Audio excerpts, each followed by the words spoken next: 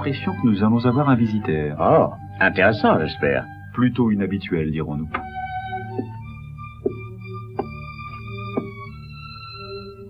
Je ne vois personne. Là, Watson, la rue est à moitié déserte.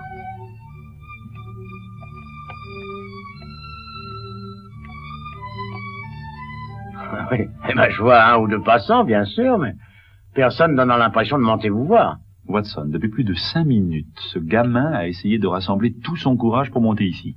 Il a bien dû hésiter entre une douzaine de décisions, la peur et la résolution. Ah! Enfin, la peur est vaincue. La résolution est victorieuse. Eh ben, je suppose que vous avez déduit de tout cela qui il est, ce qu'il veut et d'où il vient, n'est-ce pas? Pour dire la vérité, je n'en ai pas la moindre idée. Il s'agit d'un client si inhabituel que je ne peux que m'attendre à une affaire inhabituelle. À condition qu'il vienne. Attendez. Ah, le premier pas.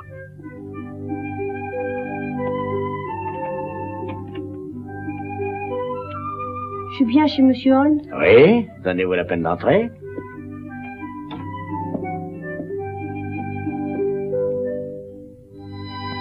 Bonjour. Êtes-vous Monsieur Sherlock Holmes? Oui. Et voici le docteur Watson. Comment allez-vous?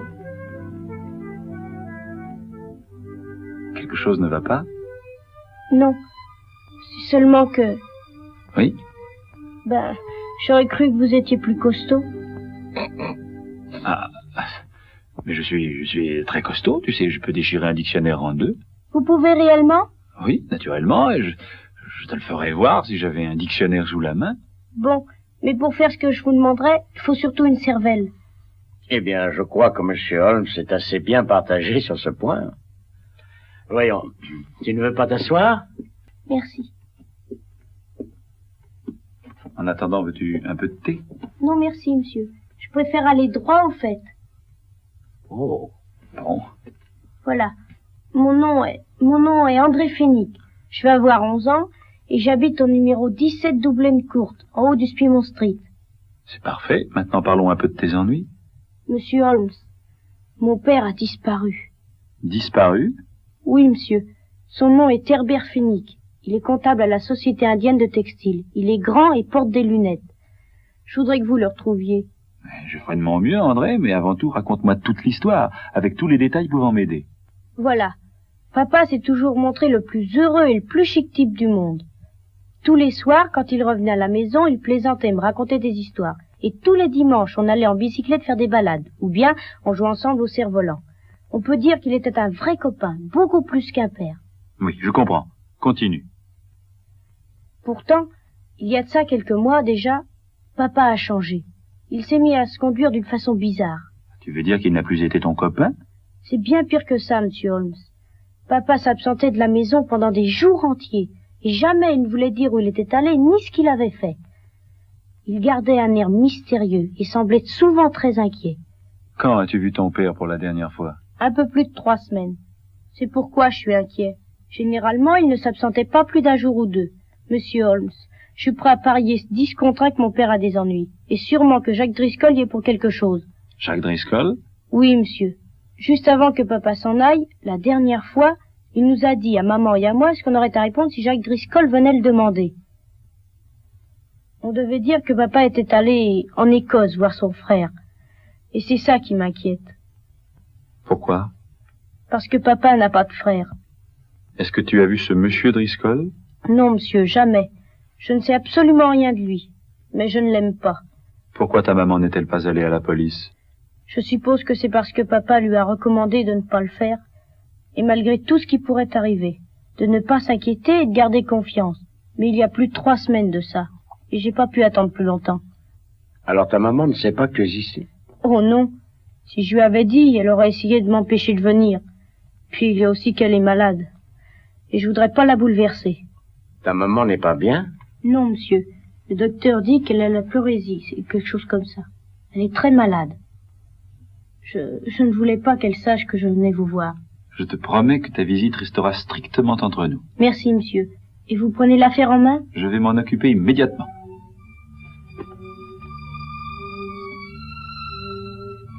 J'espère que cette somme suffira à couvrir vos frais. Oh non, non, non, ça n'est pas nécessaire, André. Mais j'insiste, ça fait 2 livres et 6 schlings. Ça, c'est de l'argent qui m'appartient. Ce sont toutes mes économies. Et je crois que tu ferais mieux de le garder. Peut-être pourras-tu me rendre service un jour. Pas question. Les affaires sont les affaires, monsieur. Payer rubis sur l'ongle est une dette sacrée, c'est ma devise. Très bien, André. C'est d'accord. Mais 2 livres et 6 schlings, c'est beaucoup trop. 1 livre suffira. Vraiment? 1 livre, ça suffit? Très suffisant, André. Merci. Merci, monsieur. Je te tiendrai au courant dès que j'aurai appris quelque chose. Au revoir, mon petit. Au revoir, monsieur. Eh bien, Watson, nous allons retrouver le père de ce gosse, même si ça nous oblige à aller dans toutes les maisons de jeux d'Angleterre. Les maisons de jeu? Oui, n'avez-vous pas remarqué ses vêtements? À dire vrai, je ne l'aurais rien trouvé d'extraordinaire. Bien au contraire, les chaussures avaient dû coûter cher, mais par contre, la veste était élimée. Les pantalons venaient de chez le meilleur tailleur, et la casquette était vieille. Autant de témoignages des passes de chance du père et de malchance. Oui, mais ça ne suffit pas à prouver que ce Fenwick est un joueur. Très juste, mais il y a d'autres indices. Le langage du jeune André, si vous l'avez remarqué, était plein d'expressions empruntées au jargon des joueurs. Rappelez-vous, payer rubis sur l'ongle et je parie à 10 contre 1 et puis une dette est sacrée. Le gamin a certainement entendu dire ça à son père. C'est exact. De plus, je crois que les mystérieuses absences de son père avaient pour but des événements sportifs ayant lieu en dehors de Londres, courses de chevaux ou de chiens et autres. Oui, Holmes, mais pourquoi un homme ayant tout pour être heureux comme Fenwick serait-il devenu soudain un joueur? Mon opinion est que la maladie de la mère a dû creuser un énorme trou pour Monsieur Fenwick dans ses ressources financières. Il a probablement espéré que le jeu pourrait le tirer d'affaire. Eh bien, Holmes, vous avez certainement trouvé toutes les réponses. J'ai bien peur que non, Watson. 2 questions encore demeurent sans réponse. Où est Monsieur Herbert Fenwick et qui est l'invisible Monsieur Jacques Driscoll? Où allons-nous, Holmes? Au bureau de l'inspecteur Lestrade. Dans une affaire de ce genre, il est le plus qualifié pour nous aider. Mais c'est ce qu'un joueur appellerait un coup de dé.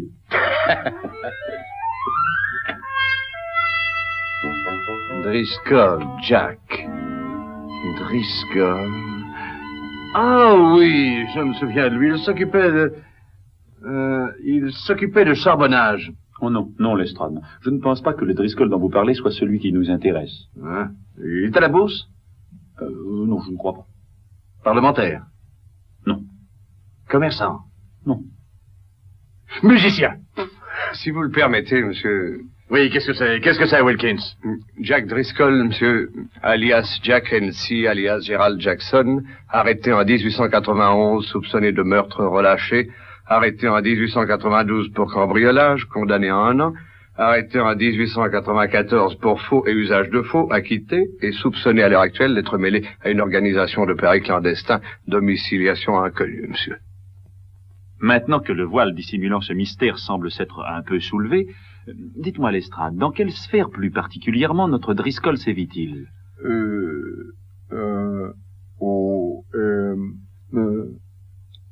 Le bruit court que ce monsieur Driscoll consacrerait ses efforts au pugilisme, monsieur. Eh bien, merci beaucoup de votre aide efficace, inspecteur. Et de la vôtre, Wilkins. Et à très bientôt, monsieur. Si je vous connais bien, Holmes, je présume qu'on va assister à un match de boxe. Très juste, Watson. Ce soir même, Cyclone Harry Thornton rencontre Ouragan Percy Ononon à l'Élysée de Londres. Ah. Ouragan se trouve être un de mes amis. Vous connaissez un boxeur personnellement? Mon cher Watson, un jour, je lui ai fait un œil au beurre noir.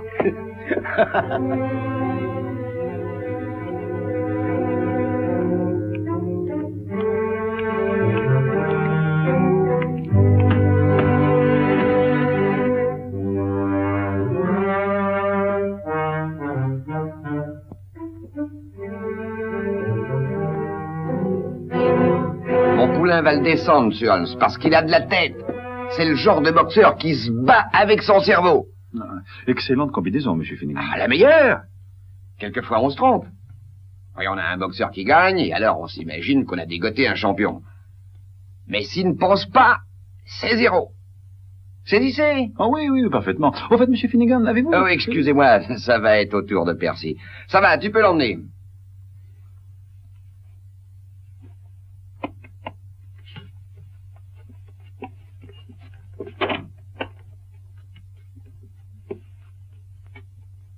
Un cerveau? Oh non, Watson, non, ce n'était qu'un jugement comparatif, vous savez. Bah, il faut qu'on se quitte maintenant, monsieur Holmes. Mais merci d'être venu. Mais de rien, votre poulain m'avait été chaudement recommandé. Ah, qui vous a parlé de lui? Herbert Fenwick. Qui? Herbert Fenwick. Herbert Fenwick? Vous le connaissez? Bien sûr. Je voulais justement... Ah, excusez-moi, monsieur Holmes, je suis obligé de partir. Curieuse réaction. Peut-être pas si curieuse, Watson. L'emploi approprié de ce nom peut ouvrir certaines portes bien fermées. Emploi approprié, que voulez-vous dire? Je pense que vous le verrez par vous-même. Nous allons continuer à lancer son nom.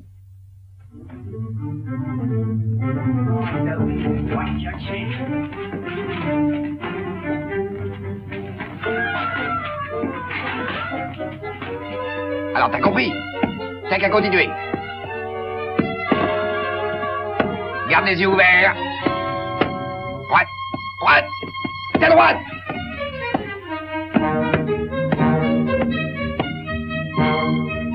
Couvre-toi, Percy, couvre-toi.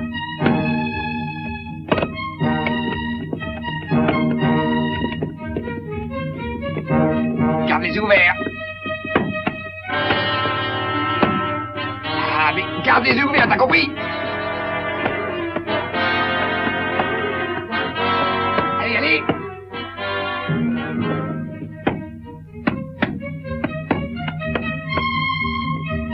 Ah, mais je te dis de garder les yeux ouverts. Allez, allez. Ah, je te l'avais bien dit de garder les yeux ouverts, idiot.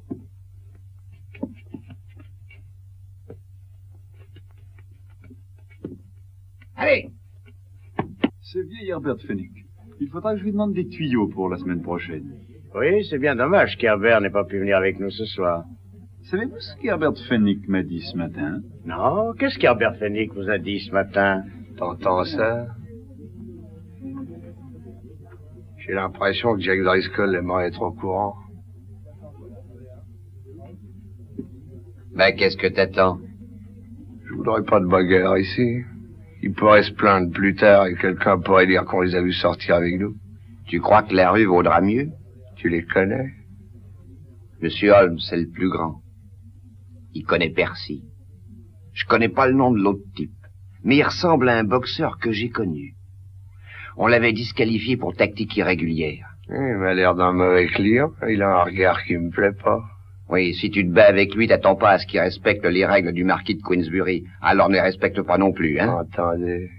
Alors vas-y avant qu'ils aient le temps de partir. Faisons-leur comprendre qu'on va leur parler à faire. Restez là, Watson. Je crois que nous allons avoir de la compagnie dans une minute.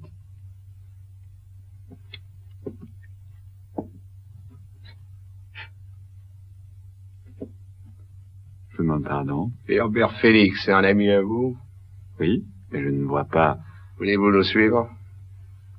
Certainement pas. Qui êtes-vous? Tout se passera bien si vous faites pas d'histoire. Où allons-nous? Voir un gentleman qui voudrait vous parler de Monsieur Félix.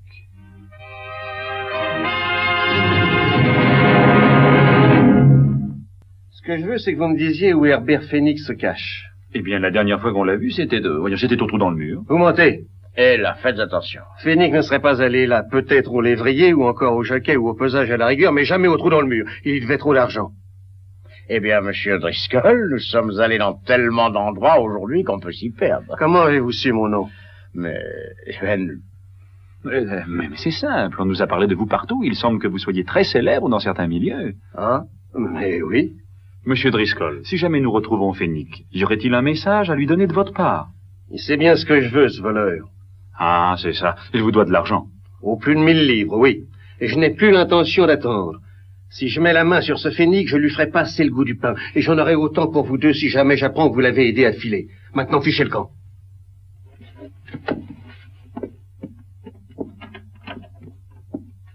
au revoir, messieurs. Vraiment, de nos jours, les gens ne savent plus conduire. Et ça n'est pas le moment de leur donner des leçons. Venez, Watson. Eh ben, j'espère que nous allons dans un endroit où on appréciera les bonnes manières et le raffinement de la vie.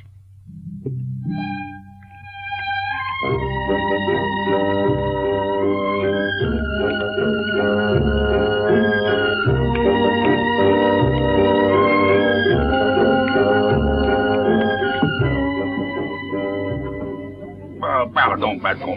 Il n'y a pas de mal. Il n'y a pas de mal. Ah, écoutez, Holmes, nous sommes allés au lion rouge, au chien vert, au chat qui saute. Nous avons interrogé des dizaines d'individus plutôt équivoques. Enfin, vraiment, est-ce que ça va encore recommencer ici? J'en ai bien peur, Watson. Ceci est le seul endroit où nous avons une chance d'obtenir des renseignements sur ce que Fenwick est devenu. Oui. Barman, Monsieur, 2 pintes de bière, s'il vous plaît. Et aussi quelques renseignements. la bière ne coûte pas cher. Mais pas les renseignements, hein. Ah non, monsieur.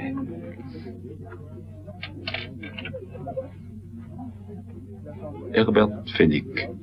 Ah, celui-là, pauvre gars. Que voulez-vous dire? Ben, il est venu ici il y a quelques semaines. Et puis il m'a fait quelques confidences. Il m'a parlé de son départ en Amérique. Dommage qu'il puisse plus y aller. Ah, pourquoi? Vous voulez dire, vous n'êtes pas au courant? Non. Fenwick est mort. Il s'est suicidé il y a quelques heures. Mais comment? Où? Il avait loué une chambre. Pas bien loin d'ici. Puis il est descendu jusqu'à la Tamise et il a piqué une tête dedans. Il a laissé un mot, il dit qu'il avait des ennuis, que ça pouvait pas continuer. Je vois. Et a-t-on retrouvé son corps? Ah non, non, pas encore. Rien que son chapeau flottant sur l'eau. Ah, le pauvre père était un bon type, hein, mais... un joueur. Il avait eu une mauvaise passe. Venez, Watson, il faut faire vite. Ou Fenwick risque d'avoir des ennuis pires encore. Ben, ça m'étonnerait. Il est mort.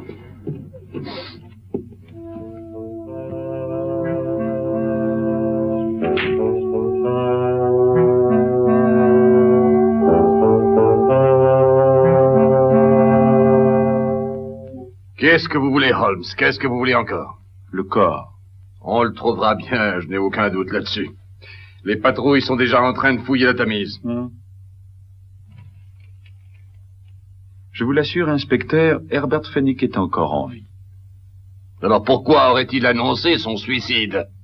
Voyons, réfléchissez-y. Pourquoi Fenwick aurait-il laissé un mot avec autant de détails? Écoutez, je suis effrayé à la pensée de faire ça. Mais ma décision est prise, c'est la seule façon d'en finir avec mes difficultés. Aujourd'hui, à 6 heures de l'après-midi, je me jetterai dans la Tamise, je m'y jetterai du pont de Hartford. Pardonnez-moi, mais gardez confiance.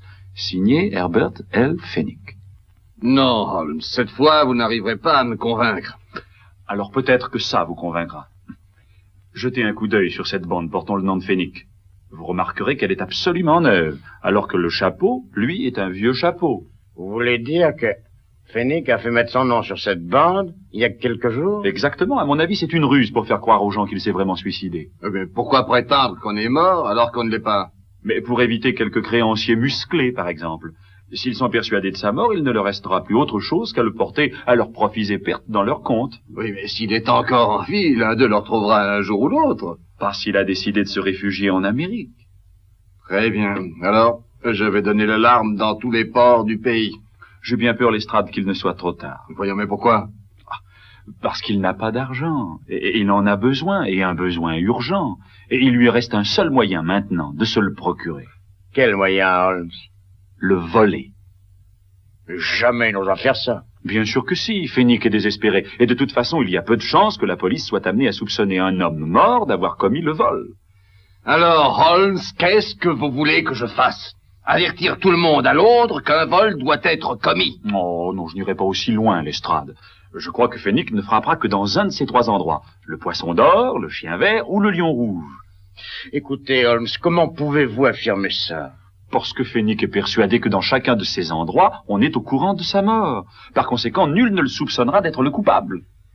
Je ne sais pas pourquoi je vous laisse m'entraîner dans cette histoire. Alors vous allez demander qu'on surveille le poisson d'or et le chien vert? Oui, oui. Bon, mais ça devient urgent, il faut vous en occuper immédiatement. Oh, très bien. Ah, quelquefois, vous êtes pire que le haut-commissaire. Au fait, Holmes, vous avez oublié le lion rouge? Ah, c'est nous qui allons nous en occuper, Watson. Mais avant, je vais vous confier une mission de la plus haute importance. Alors, écoutez-moi attentivement.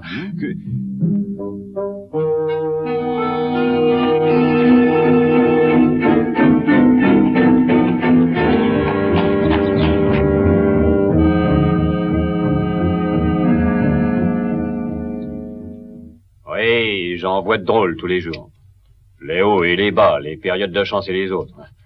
Mais moi, je m'occupe de mon boulot. Et je me tiens en dehors de tout ça. Ah, eh bien, c'est la meilleure des philosophies. Ouais. Ça va être bientôt l'heure de fermer. Ah oui, c'est exact.